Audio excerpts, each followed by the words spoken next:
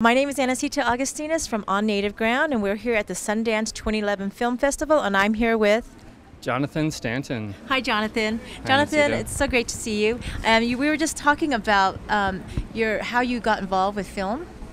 Yeah, well, I came from a sports background, adventure sports specifically. So as a professional athlete, I was able to run camera and became a cinematographer through adventure sports, photographing the athletes that I used to be with. So what eventually happened was that I became introduced to the Inuit sports, the traditional Inuit sports up in Alaska, and through a mutual friend. And it opened up this entire community to me, and I was really welcomed and brought in. And so it became a real passion because I could really understand, and I really understood the value system that supported the games, these sports. Now, the Indigenous Games, this is what you were affiliated with? Correct. What year was that? Well, when was that? Geez. 2003. I had never seen the Inuit sports before. And to me, I'm a Canadian, and we kind of, there's a little bit of, there's a pride there. There's a national pride of understanding our Indigenous First Nations cultures. And yet I had never heard of these games and these sports, and the level of athleticism that is exhibited is just incredible. It's equal to, you know, any professional sport in the Western world. And so I really felt strongly that they needed and deserved representation in the mainstream media. That's wonderful. Besides that filming, have you done other projects? Yeah, I've done a lot of like commercials and music videos and a couple feature films, but so they generally pay the bills. Yeah, yeah, exactly. Any feature films we might be familiar with? No, none that I'm proud of, put it that way. One was a 35 millimeter feature film, and it was filmed in Alaska, and it was where I skinned my teeth, essentially. It was about a period piece with animals. And if anyone, you know, out there, your first film, never let it be with child actors or animals, and don't combine the two. It's just a recipe for disaster. And what's lined up in your future at this moment? Well, I came in just today specifically for the transmedia workshop panel. Because that's really where we're at, and they say right out of the gun, like, cinema lost to games, you know, and so we're kind of struggling. We're in a world where, you know, there's a lot of noise out there, and so how you get your message through is really the challenge. And so when they say cinema's dead, you know, we're literally struggling for a minute and a half of someone's attention on the web, and someone will sit down for 6 to 8 hours straight, no problem. To play a video game, so and mobile applications and stuff. So it's really about, for me, it's about finding your story, holding on to that really tightly to the kernel of that story, and exploring it through multiple portals, because they're, you know, this multi-platform world, and really it needs to cater to the end viewer or end user. And so that's the challenge. Well, for anybody in our audience who aren't familiar with the Indigenous Games is a 4-year cycle of the version of Native American Olympics. And you were there in 2003. I participated in 2007 in Denver. Oh, really? And it was wonderful. I was part of Team California, their publicity liaison. And you talked about being a professional athlete in the past. True. And do you still are you still doing any sports related things besides yeah, unfortunately my sport I guess level of conditioning has suffered because work tends to get in the way. And so when you're producing, I'm the producer, the director, writer of the film, and so I hope it's the last time I have to produce and direct a show, because it's an insane amount of work. Basically, yeah, I'm still into outdoor sports that get me access to wilderness, because that's essentially my spirituality is wilderness. It's the elements. Thank you. Can you describe the traditional sports that was portrayed? Absolutely. So when so the traditional Inuit sports are developed. They're ancestral sports that are basically designed for survival in the extreme Arctic. And so what you have is a lot of strength training games, a lot of agility training games, games specific to a hunting skill, you know, for pulling a seal out of a hole or pulling a whale up on the ice floe.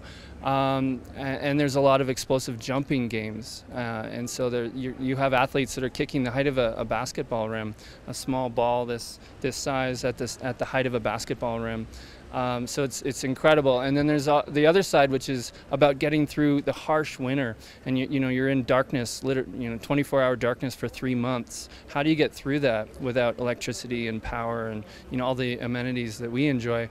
And so they have a lot of laughing games and games of fun to build people's spirits. And so really that's the community aspect. It's to build and raise the strength and the community itself, so through the individual.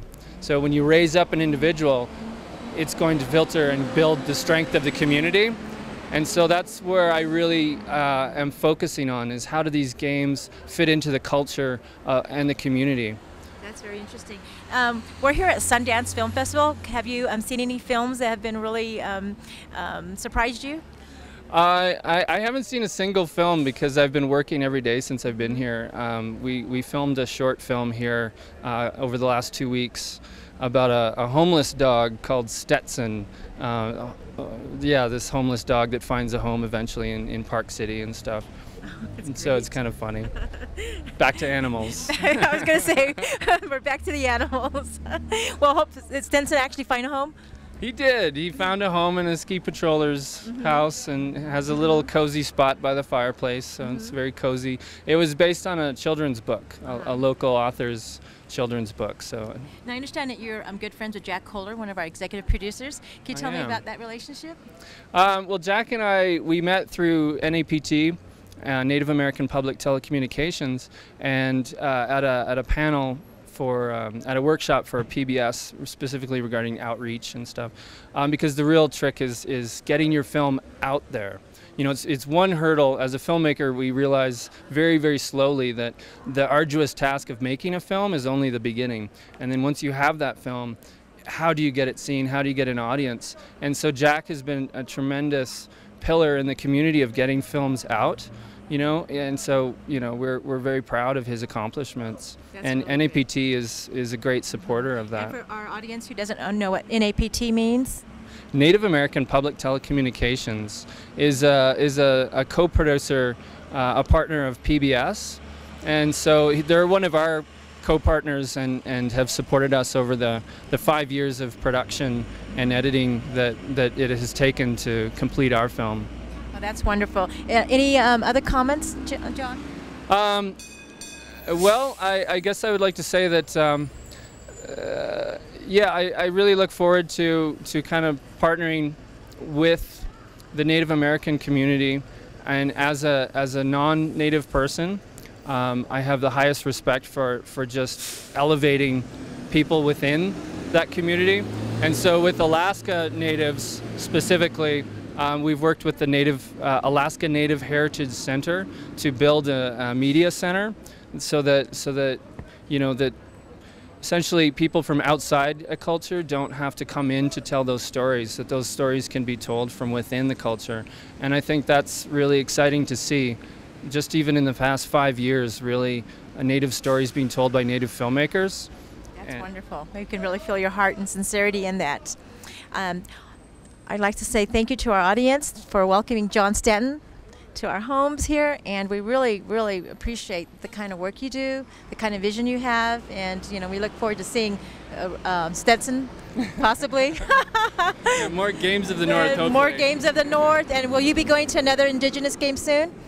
Absolutely, yeah. It's every year in Alaska, there's the World Eskimo Indian Olympics are held in Fairbanks, Alaska, and so that's a real yeah, that's the next one, and it's really it's a crossroads of people that you don't get to see otherwise, because Alaska, most native villages, like 95% of native villages, are off the road system and cost like ridiculous amounts of money to fly into. So they only get, you know, there's basically one chance out of the year to reconnect, and that's one of the main reasons for these games. community building and cross building of different villages and different cultures. Because it's quite fascinating. Because not that long ago, you know, it was very tribal based, it was very village clan based, and so there's a lot of healing that's still happening. Because life was really difficult. That's wonderful. And what was the name of that film that was the PBS film? Yeah, it's Games of the North is both a PBS production, a 26-minute film that will be broadcast in summer 2011, and then it's a feature film as well. And it's a transmedia project where we have an educational curriculum, we have the web portal, we have short film like interstitials that tie in to the culture in general, and so yeah, it's a multimedia project. So we can look for that. You said the end of summer 2011. Yeah, we haven't been given a specific date, so we're waiting. Like we'll know in a few weeks, but it's summer 2011. Wonderful. That's Games of the North. John and I are here on native ground, and we would just like to both say thank you to the Ute Nation for allowing us to be on native ground. Hi, I'm Jonathon Stanton here at the Sundance Film Festival, and you are on native ground.